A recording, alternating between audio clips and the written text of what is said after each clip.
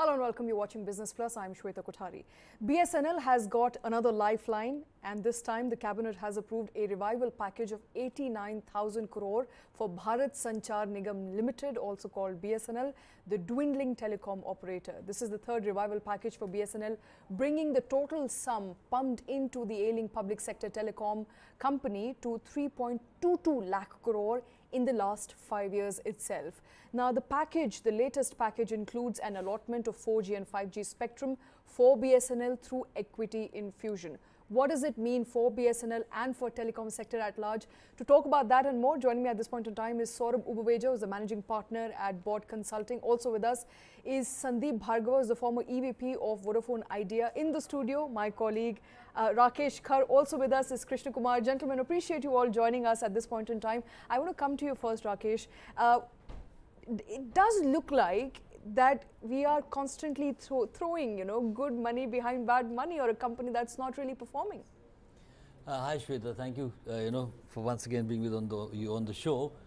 Why we're discussing BSNL is, first of all, it's very important to put that in context. Absolutely. We're discussing the telecom sector in India, which is probably one of the largest growing telecom spaces across the world, and it has shown such huge potential. Of course, BSNL is a laggard. I have no shame in saying that. We all know that. Yeah. So, if you were government, what would you do, Shweta? I mean, you're in a very difficult situation.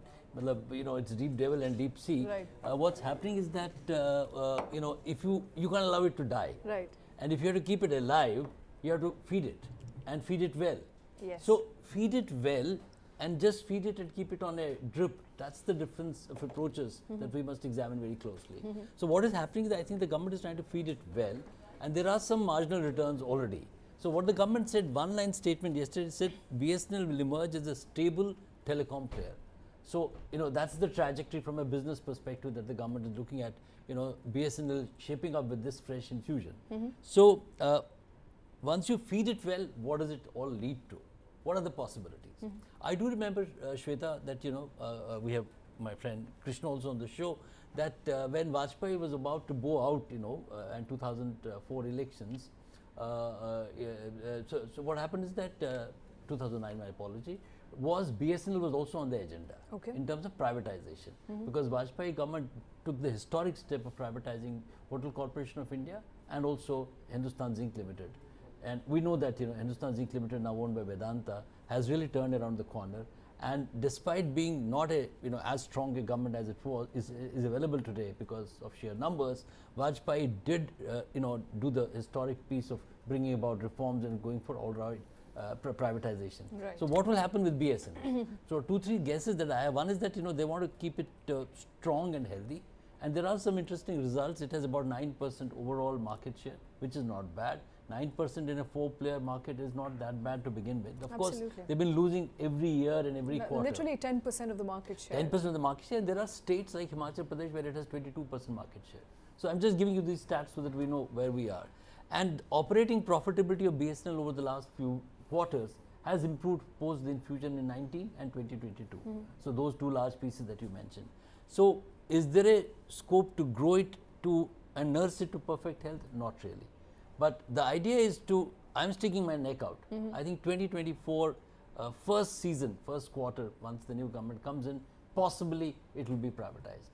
Okay. I'll get you to details. That's a good guess. That is a good. I'm sticking my neck out. Okay, I think because the Air India experience has been extremely fruitful. Yes. And before I hand it over to other esteemed guests we have, it's very important from the government's perspective to also keep it alive, because it can't invite the charge directly of promoting a monopoly and a duopoly, because we have just 3 players. Out of that, again, government has invested in Vodafone with a 33% stake. Right. And Shweta, if I may, of the 3 players, you have one player in a precarious position, which is the Vodafone Idea Group. Absolutely. And in that sense, it becomes a necessity to keep BSNL alive for the sake of the people of the country. If of the 3 players, of only 3 players, you have one which is on the brink of economic collapse, you need to have a 3rd player, and you have a player like BSNL which services the unserviceable markets, the unglamorous markets, the not so great markets where no towers. For example, BSNL is in the process of putting up 20,000 towers across rural areas of India where there is no private people putting up towers, and that's going to connect around 25,000 villages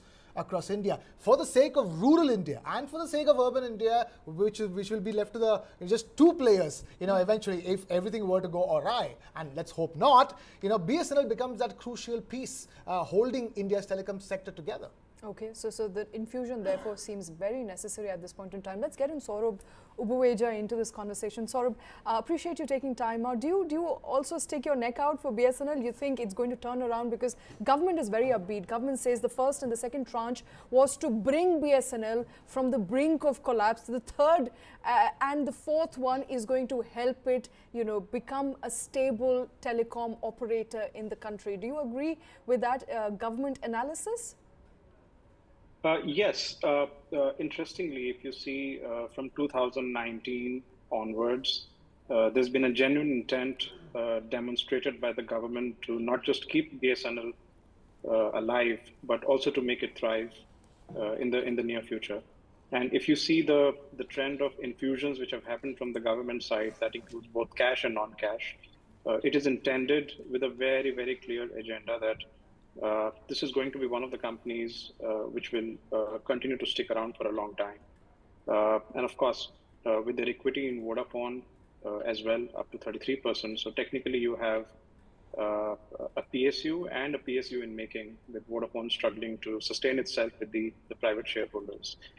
The other interesting or important thing to take into account is that, when you have a strategic asset like BSNL, you don't always see it purely from the lens of profitability.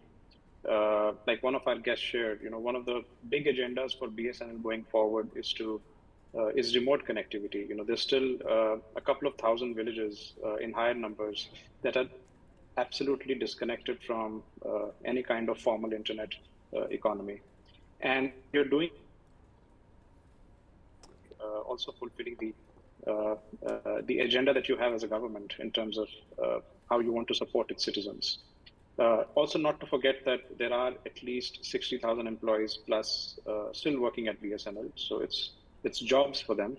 So you can say that there is a blend of a social agenda, but at the same time, a genuine intent to make sure that we don't have a duopoly getting created with just Airtel and Jio. So yeah, I think it's a bold decision. It's something which is commendable as well. It would hopefully put pressure on the other competitors to continue to invest in a way that they can continue to enhance the experience of their customers. Okay. Let me also get in Sandeep. Sandeep, appreciate you speaking to News 9. I want to straight up bring into conversation an important point that my colleague Krishna here also alluded to, and that is connecting the weakest of weak to digital India. And BSNL, government says, is on that path. It's on the path of serving the unserved in areas specifically which are not commercially viable for private players, and that is where BSNL comes in. It is an important asset, not just for the fact that it brings in a lot of value to the government, but also that it is connecting a large section of unconnected people, and therefore it is important to keep pumping in money. However, to what point? What is the future of BSNL looking like? Because Rakesh here says that one way forward could be, and this is a pure assumption here, is for them to merge perhaps Vodafone and BSNL, and then there would be a consolidated combined entity. Do you see that happening? What are your guesses? Shweta, thank you for getting me in. And per my experience and the way BSNL has been brought to the fore, I think there are multiple agendas in place. What my colleagues have said is also true. But getting to the unconnected and getting the digital adoption in place is a very, very important milestone for this present government. And we also foresee the government continuing 24 beyond. I don't want to make any words there. And also bringing the Atmanirbhar Bharat, what you call the Make in India connection. If you see, while this money was being doled out to BSNL, 89,000 almost crores, there has already been an advance purchase order being given to TCS and Tejas Networks. Now, never ever in the history of BSNL so far, I being worked in the entire domain of Microsoft, Nokia, Siemens Networks and Vodafone ultimately, I have not seen these private local vendors coming to that top level, whereas the Nokias and Ericssons and the others are not there. So this is a very hard push towards Make in India as well. So while we are reaching out to the unconnected, we are reaching out to the rural areas, there is a strong push for the Atmanirbhar Bharat and Make in India campaign. That comes very clearly on this. And if you see, as I said, the orders have already been flowing to them. So making them BSNL viable to really stand up and stand against the competition while maintaining a 9% market share, which is current. But I'm sure in times to come in, they will increase their market share and presence in the rural belt. Also, we heard the minister saying that very soon BSNL will stop losing customers come October, November onwards. So BSNL is yet to go get onto the 4G and 5G bandwagon. So once they are onto this, with almost 1 lakh sites orders being placed between ITI and the TCS, I'm sure they will make a comeback. Not maybe in urban so much, but definitely a rural connect is a very strong foothold of BSNL. Okay. You know, this is very interesting because, and let me put it this way, I correct me if I'm wrong, but BSNL, people have some sort of trust and faith in BSNL. It's like they have a set base of customers, Rakesh, that they do not lose out on. My husband being one of them, he refuses to leave, opt out of BSNL, switch to Vodafone. Unfortunately, Shweta, he is in a brute minority. I don't think trust is the issue here. I think what is probably happening is that they're not been able to retain. So I think factually we're not right when we say they've been able to retain their customers. They had the majority of this, numbers when these two big private players came, and then finally Jio came and they took most of, not only BSNL, it took of all private players. I think BSNL is a story here to stay and sustain for a variety of reasons. But first of all, I think I would like to counter my colleague Krishna. We should not read too much into this digital connectivity mandate of the government. Okay. It is the mandate of the government, but it is actually the mandate of all private players in telephony. So I would imagine a Jio and a, Bharti doubling up their game to reach every consumer in this country. Okay. They're not, where there are 400 plus million subscribers for Jio, where does it grow? It grows in rural India. And it wants that last mile connectivity to happen across length and breadth, all geographies of this country. So that may be government's listed agenda, but for BSNL as a corporate entity, that's not obviously the only point that will sustain itself. So what does it sustain itself with? This infusion will help it drive the technological edge which it was missing. That's 4G and 5G installation. So in that sense, it will become competitive. It was not competitive as a service. I'm not talking about the employee count and the employee performance. I'm saying technology competitiveness. In that sense, it will become competitive. Okay. And the other big challenge for BSNL, to my hypothesis, that it will be privatized completely like Air India. Once we move forward to 2024 elections, the government, whichever government comes into play, should have this on the top of the agenda, because their Air India template has been well established. The challenge here is that, if you do current valuations, in Krishna, I think 33% stake of government in Vodafone will fetch a bigger price as of today's market price than BSNL all put together. Okay. So there is an opportunity, there is a challenge. So what does it mean? BSNL actually is strategic, strategic asset base. We may be overplaying that. The only big asset base that they have is land. Now there is some learning there. Earlier this year and earlier also, they refloated the tender to sell some piece of land. That they have. That's why they have these exchanges, hundreds and thousands of those. We still haven't been able to draw any major dividend on that. The price fixed was 3,000 crore outlay, which would be generated by selling that land from MTNL and BSNL, catchment area. So it's not easy to, sell government assets if there is no outright sale, like we have seen in the case of Air India, because charges, corruption and all, it's an interministerial group recommendation. Even earlier, when they tried this a couple of years ago, there were no takers, because they know the process of the labyrinth is so strong in the challenge. Right. Now, privatization also has a big challenge, as I myself am sticking my neck out. But when you say privatize BSNL, a private company has to come in and say that governmentize me. If there is a term like that. So we are in an interesting situation. Okay. So the big question Krishna and our esteemed panel must look at is, who are the big potential players who could either take charge of Vodafone and who could ultimately, if BSNL is privatized the way we are looking at, and that's the only road ahead to bring in profitability and to bring a strong P&L connect, which is very, very important for even a government corporation.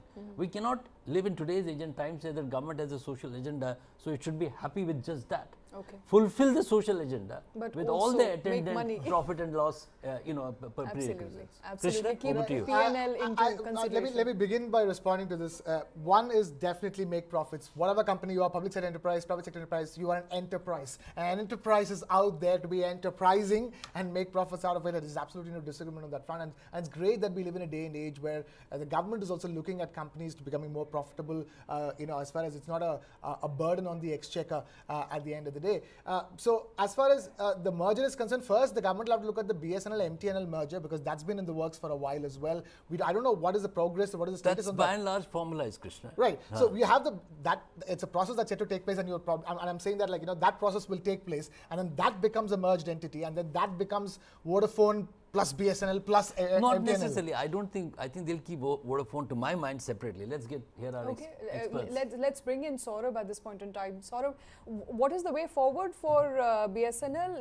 As you heard my colleague there, one way of looking at it could be a merger between BSNL and Vodafone, but there are other options on the table as well. What we are essentially looking at is for BSNL to be privatized, and there's a great playbook here, as we alluded to, by the way of Air India. Air India, once privatized, it's a success story today. An attempt was made and there was a success. So if BSNL, it comes to that, it could turn up into a very profitable entity if in the right hands. A couple of fundamental things, right? So while we have the Air India story, but calling it a success right now, I think is a bit too quick. The acquisition is a success story, but whether Air India is succeeding is something we'll only discover in the next 5 to 6 years. So I think there is no formula that says that if you privatize an organization, it becomes profitable. There are tons of private organizations like Vodafone Idea who also struggle to remain private in their operations. But the intent here from the government doesn't seem to be towards some form of consolidation or the M&A route, at least at this point in time. If that was the case, then they wouldn't be pumping money the way they've been doing over the last 3 years. As far as the MTNL merger is concerned, I think there's been some recent update from the government that it may not make sense to really merge with MTNL. Rather, it makes more sense to just shut it down. Obviously there is a loss to book by the government, but why make an already struggling asset even more struggling by merging it with a more struggling asset, if I may really put it that way. Right. So I think it's a smart decision to not mix the two together and create more problems. So, but they do have the obligation to onboard the teams, the employees, the human resources from MTNL to BSNL, which is likely to happen or more likely to happen. I think with so much focus by the government on BSNL, the biggest threat at this point in time is on Vodafone Idea. Because they don't actually have any money at all to roll out a 5G network, and their promoters don't seem to be super keen to invest further. It's not showing up. They've already invested a lot of money and they don't seem excited. So the threat is on Vodafone Idea, according to me, with the kind of infusion being done by the government. BSNL is likely to be the third player, in my point of view, not the fourth.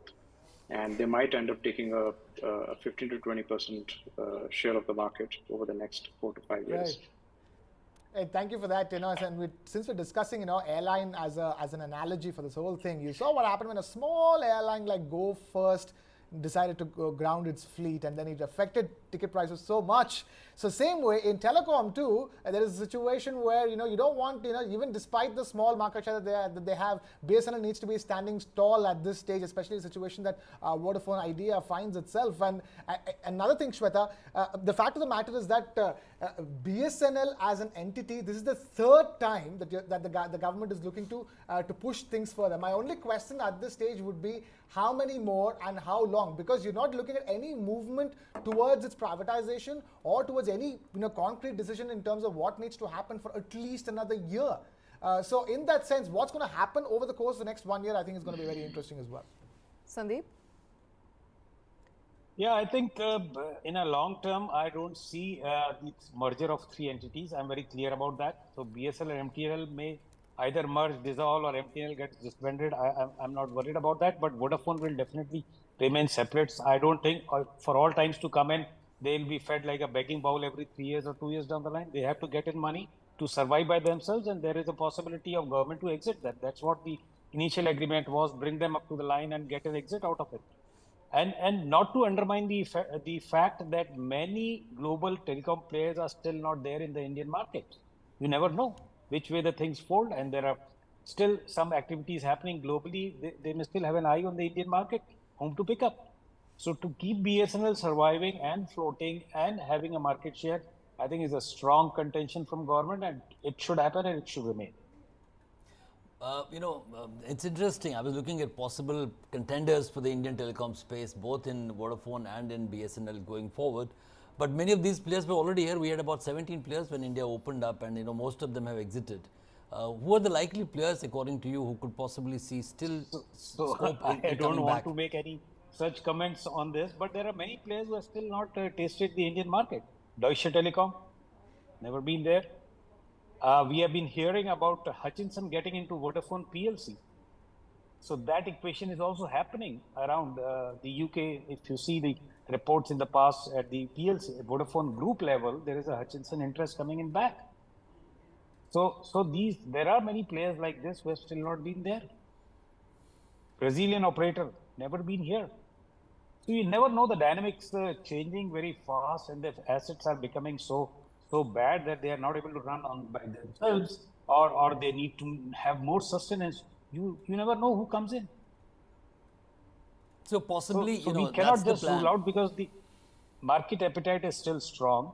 The government also doesn't want that the existing operators to cobble up these entities, because then the monopolistic attitude comes in play. So they may try to bring a strong contender out here just to keep it afloat. So one government operator shall remain, and the other one could be sold out to any of these entities which are not there. It's all guess game. Don't No, assume well, I mean, I that think, certain things may be happening. It's purely guess. I would tend to agree with you that I personally believe that they'll keep Vodafone alive and they'll keep BSNL alive. What they do with both of them, government could possibly divest its stake in Vodafone at an appropriate time when it is nursed back to some amount of health, and then probably exit BSNL or keep some majority stake there. That's a matter of speculation as of now. I mean, privatization examples, Air India, you're right, is just taken off in the sense that we still don't know finally whether it will work or not. But Hindustan Zinc, that privatization example, the returns on that investment have are there for everyone to see. Not that every company that gets privatized will always succeed. Yes. That possibly is true. Especially in a space where most have not been able to succeed so far. Well, I mean, privatization is not panacea to all ills, neither is socialization of enterprise. What is most important, as you rightly mentioned, enterprise must pay for its own itself. I mean, a private sector or government sector, if it's an enterprise, whether it's railways or whether it is airlines or telecom companies, they need to stand on their own 2 feet. Right. You cannot sustain a telecom company purely on government infusion repeatedly over a period of time. In that sense, BSNL, this infusion may have a certain trajectory which we are in agreement with our esteemed panelists, but it has to follow with concrete results on the P&L. There have been some operating profits, but it's still saddled as of the last financial, Shweta, with 8,500 crore loss. Absolutely. And accumulated losses over the last few years is about 1.1 trillion rupees, which is a large sum of money. It is. So in that sense, we, the question for both our panelists is, it makes sense to keep 4 players minimum as of now, and seek for more independent global players. Is that what you would imagine? That should be the scenario. What's an optimum size for Indian telecom market in terms of players entry?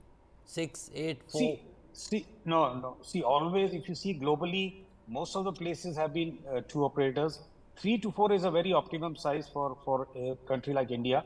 And you see globally, country like any other country, you see the best scenario is 3 to 4 operators. It can't be more than that. It can't be lesser than this. And government wants strategically to keep it afloat.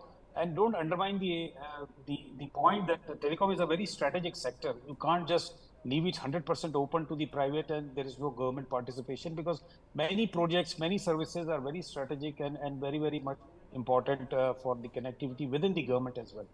So we cannot just rule out zero as a government operator. Maybe in some fashion, form, manner, they will certainly survive. Saurabh, Yes. So let's take that question to Saurabh as well. Saurabh, do you buy that proposition personally? I don't know. I'm happy to be corrected. I think this government has moved away from that too much being focused on what is strategic, what is non-strategic. I mean, airlines itself is too strategic.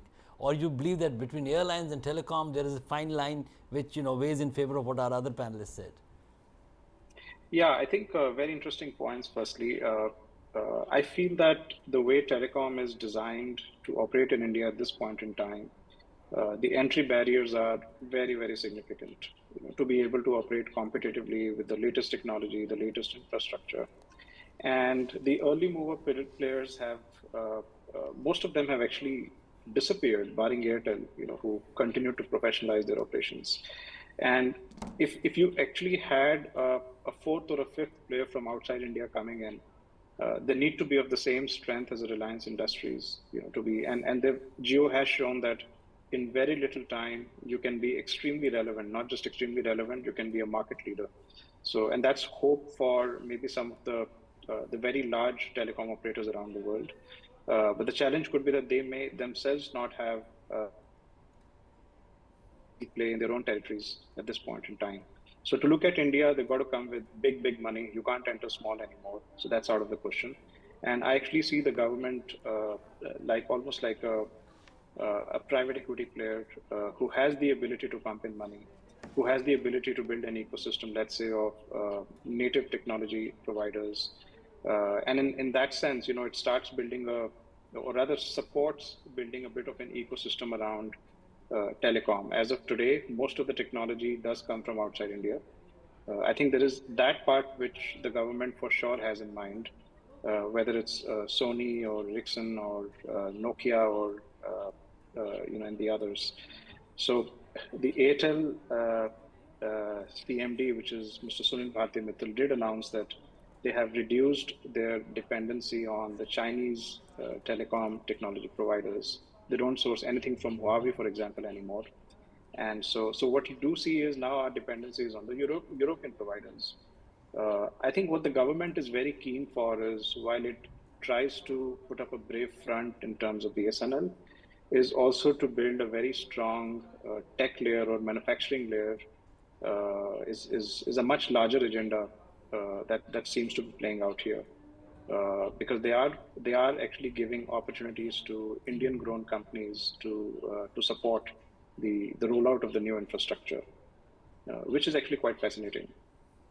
Okay, at this point, and we have well established the fact that BSNL is critical, operations of BSNL is critical, but alluding to the point of how enterprise need to be enterprising, essentially be making profit at some point of time. And on popular demand, a question just came to me from the PCR, my colleagues, definitely wanting to know, what is the stage till which you keep assisting BSNL? Till what time, till what point, you keep reviving it? There has to be a full stop. A stoppage at which you decide, okay, we're not making enough money, our losses continue to sustain in the books, and therefore it's about time to look for someone to divest our stake in. So where do we put that stop, Rakesh? I mean, it's very difficult to put a stop because the government is invested in the idea, as we said, and the reason why it is invested in the idea, we don't know finally whether it wants to completely exit at a healthy price or it wants to stay invested and have a baby which is nursed well. So there are early signs of some recovery. As I said, operating profits have improved. But if you put that in contrast with, say, Jio, 4-year-old company, it clocked a net profit of 18,000 crore plus for the last fiscal. Imagine there is a 8,500 crore loss and there is a 18,000 crore plus profitability. So in that sense, anyone who is looking at the enterprise value will have a challenge. To my mind, there is a sufficient and a very potential asset base that the BSNL and MTNL put together. MTNL's land asset base will get transferred to BSNL. That process is already on. Whether as an entity it will stay alive or not, that I think ultimately it will be BSNL. In that sense, the challenge here is that it's a huge potential, but ability to leverage that potential, sell that land where those exchanges are housed, is not going to be easy. If we are able to navigate that, then BSNL's P&L suddenly looks very warm. So that's the challenge here. And most important point is, because we are in an election year, that's why nothing is happening on that front. What happens to 66,000 employees, Krishna? And if you look at pure play employee, output at a telecom company, say Jio, versus a BSNL, unfortunately, for whatever reasons, mismanagement, bad leadership, or just a capital equity infusion without any direct results, most of these employees would, I'm sorry to say that, when you compare that with big ticket, other 2 players, 3 players, they would stand out to be not being seen as efficient. Absolutely. So, if Lack you are of able to output. navigate the land parcel they have well and monetize it well. Second, if you are able to take a call on that large salary expenditure which is linked to the 66,000 employees, probably we have a better way of managing the P&L in the question that you asked. If you infuse capital to what result? If Till the what P&L end, looks, to yeah, what looks result? better. So, Absolutely. firmly to my mind, I would be happy to hear our experts, the infusion will continue. Okay. Saurabh, the infusion will continue. I mean, as a consumer, there are just 2 things that worry me when I talk about telecom. One, how much do I have to pay? When will I get better connectivity? And 2, what are the variety of choices do I have? With BSNL specifically, it is my money, the taxpayers' money that is going into BSNL, infusion on infusion without any result. Yeah, so I wouldn't use a hard statement like without any result. I think it's a flow of money from the citizens to the government to BSNL, the BSNL to the entire ecosystem that they support back to the citizens, right? So money never sticks around. It's just flowing and creating value along the way. The question is, as some of the panelists have said, will BSNL be able to create sufficient value with the infusion that's happened? I think evidence shows over the last 3 years that they've managed to have a couple of breakthroughs. And otherwise, this entire money could have come in one shot. It didn't. I think the government has also laid down certain milestones of performance. And the bailouts or support or equity infusion or increase in authorized capital, all of these things will continue to happen maybe for another 2 or 3 years. But I think at the end of the day, if BSNL has a plan to turn profit in about 7 to 8 years also, it's a worthy investment. Sandeep, is it a worthy investment?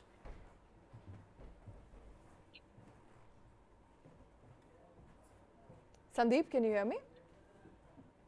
Sorry, we got a weaker link.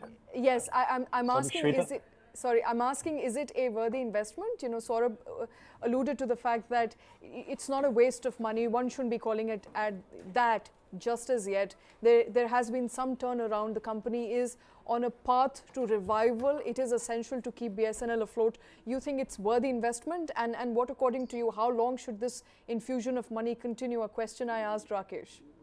So difficult to guess on the time domain, but definitely investment will not go down the drain. Whatsoever contemplating, they will build up the networks, so the asset will build up and the asset will remain. So even if we go to the other panelist take that it will be sold out at an appropriate time, or even if it get merges across out, there will be some asset which is having the best of the equipment if we see the 4G, 5G orders flowing out. And more is like Make in India or the other European operators, vendors, for example. So the asset will be built up. I don't see that it will go down the drain. Okay, asset not likely to go down drain, but BSNL, important story there. Story of a public sector unit that's been dwindling but keeping hopes alive. It is an important asset of the government. It is also important to the country at large to keep BSNL alive and not let the market become a duopoly. We are discussing the story today. We will continue to come back to it in a later course of time. Sandeep, Saurabh, Rakesh, thanks very much for joining with your inputs on that very important, crucial story. But we're going to shift focus to deepfake. We all now know the dangers of deepfake, but nothing has been bigger than this. A deepfake of Vladimir Putin, the Russian president, was aired in public. The video showed Putin declaring martial law, saying Ukrainian's army has invaded Russia. The footage was aired on some of the country's very prominent television channels and radio stations on Monday. The Russian administration jumped into action and said that this is a deepfake and not true. One of the perils of the deepfake world that we're living in, something that continues to be a big menace. We have with us Amit Kumar Ranjan. Also, Krishnakumar continues to be with me in the studio. Amit, coming to you first. You have extensively documented the fears and the failures around deepfake. You briefly mentioned how it all started way back in 2016. It was innocuous back then, if I may say so, not hurtful, not dangerous. Couple of celebrity images morphed into something else, totally, entirely different. But in this case, a potential warlike situation where there is already conflict could have been exacerbated because of this video. Originally, it started in 2017 and it was not harmless at that time. It was 3 celebrities, Scarlett Johansson, Gal Gadot and Taylor Swift's faces morphed onto videos that people should not see. So that was where it started off. So it was not harmless, really. But what started off as something as what we may call as weaponization against women, or something that is a tool towards revenge porn, has now gone political. It's being used for political purposes, and that is where the big danger lies. So it has morphed into a big monster, and that is the dark side of AI. So to say, the name itself, deep fake, is basically deep learning is a AI tool which basically creates fake events and therefore deep fakes. That is part one. The other part of the monster, how big the monster is today, anybody with no knowledge of graphics or Photoshop or anything, totally unskilled, can go on to sites like deepfakesweb.com and for $4 per hour create deep fakes of anybody. Voices, images, videos. So that is how big a problem it is, and it demands basically some regulation. It will be coming. The other thing about deep fakes and AI is they're unlike Photoshop and compositing tools that were used earlier on for these sorts of purposes. Forensics had softwares that could identify these images. Deepfake AIs go right through these identification softwares, which are lagging behind in technology right now. They're playing catch up, undetected. And that is where the bigger problem lies. We are in an election year. It's gone political. It's going to be mayhem.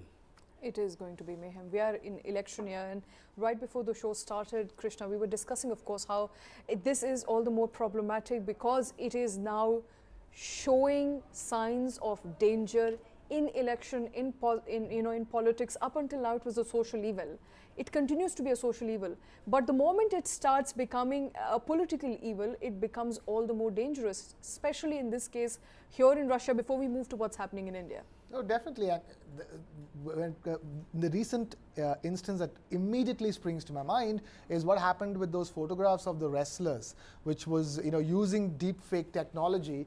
Their faces were made to smile in the photographs after they were arrested from the protests, and then later on, soon enough, social media itself discovered that that was a deep fake photograph, and immediately it was exposed.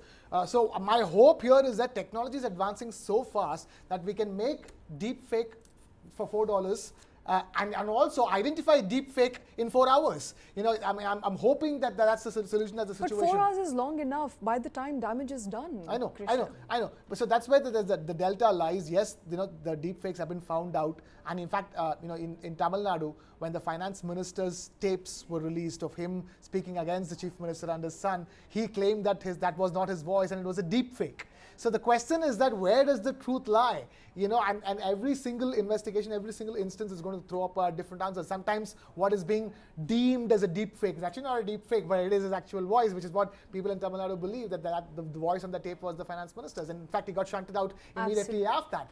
And then in other cases, when the photograph of the wrestlers smiling after they were arrested released, saw the damage that's done to their reputation immediately on social media. And thankfully enough, it was found out by the people as well. So we are living in an extremely precarious situation when it comes to the evolution of deep fake, and in India specifically speaking, because we are at the beginning of an election year. Absolutely. A couple of years ago, Amit, we were discussing dangers of fake news, and the dangers of fake news peaked around 2017, 2018, everybody with access to WhatsApp and being inundated with news items that may not be true, leading to people killing each other.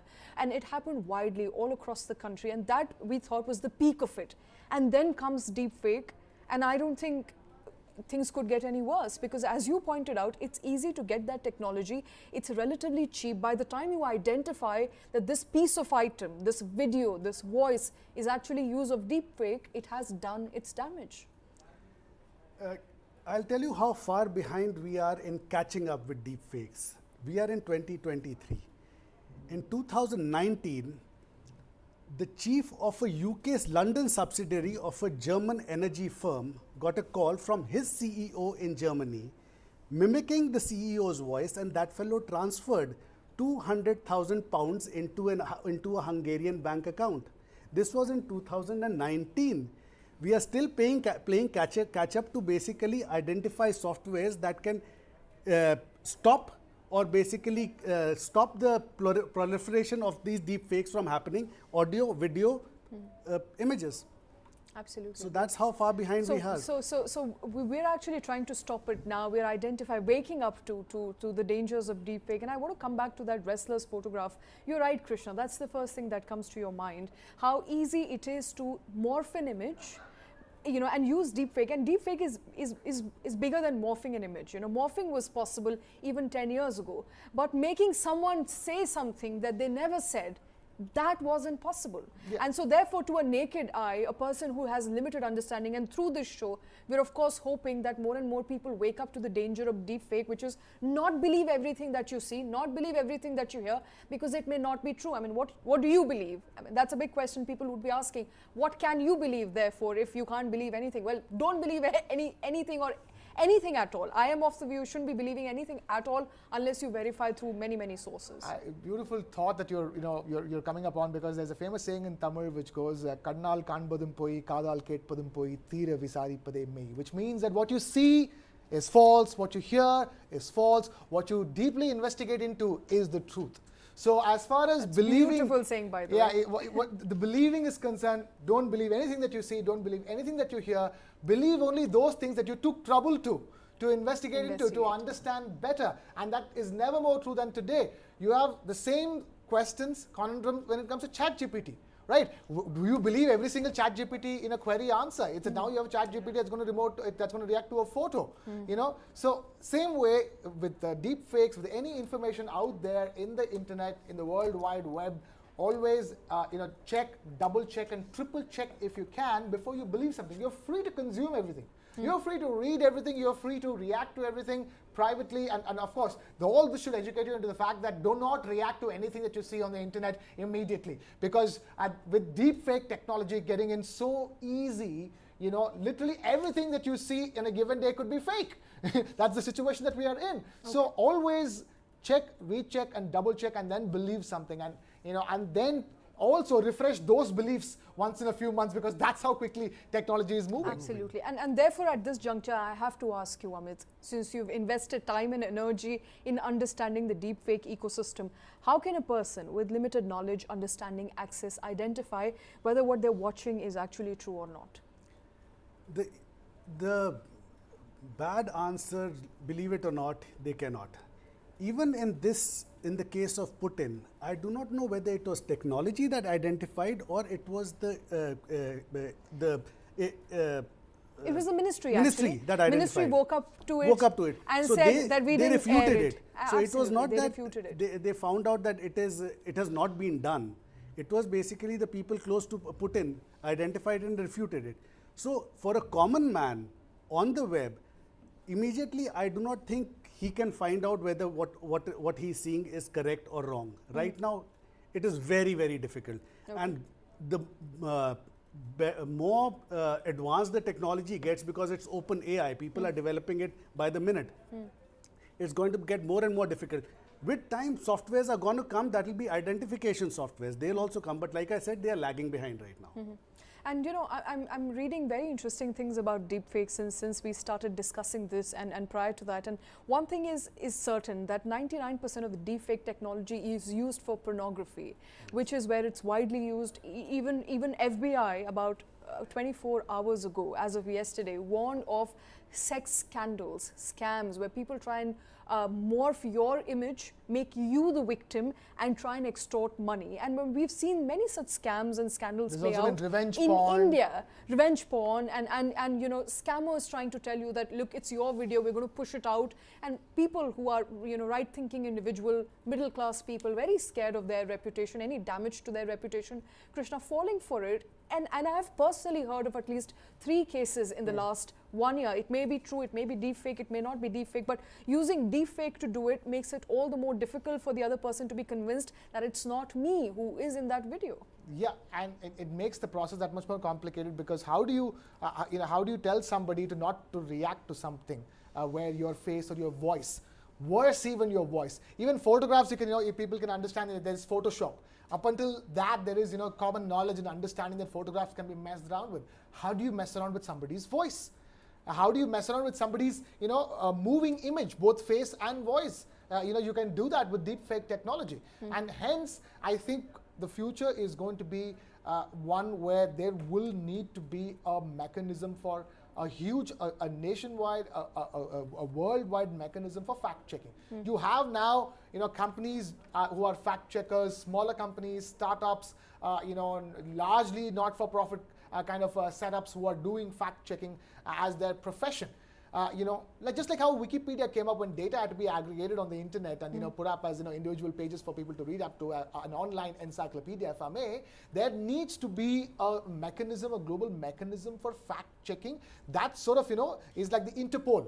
How the Interpol polices crime across the country. Someone has to police. Deepfake is a crime, and that needs to be policed across the world in coordination. And then that could just be happening. There's like what you said, how do you identify? Give you guys an exercise. There are memes of celebrities singing songs they have not sung. They're all over the web. Try identifying a mistake in the syncing of those songs. They are perfect. Okay. They're all over the web.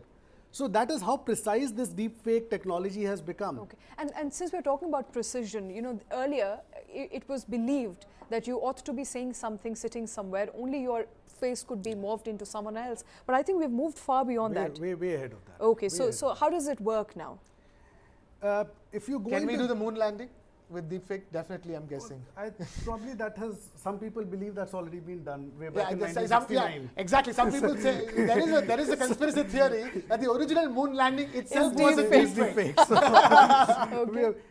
I'll tell you what the difference between photoshopping and the compositing and deepfakes is. In photoshopping, you take another face and you put it on top of the neck of somebody else. Okay.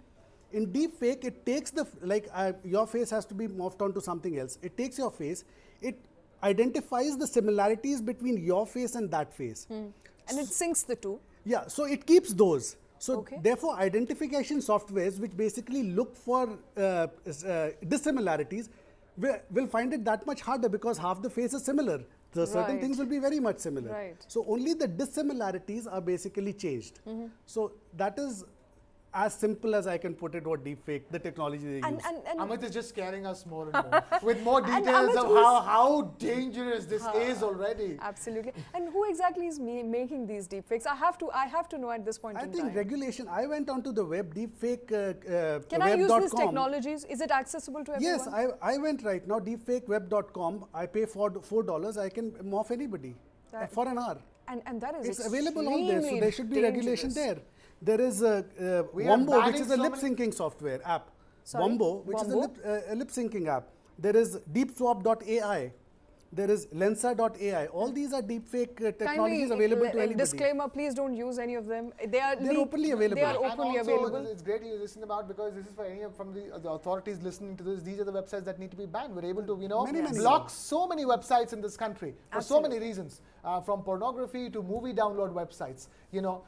If there are websites that need to be blocked because they give easy access to make deep fake, then why not? Absolutely. Regulation there very much needed with deepfake. It's Russia today. Remember, it's just 1 year ahead of the election year here in India. We're waking up to the political dangers of deepfake by the way of that video of Vladimir Putin where he said that Ukraine has invaded Russia. There's martial law in Russia.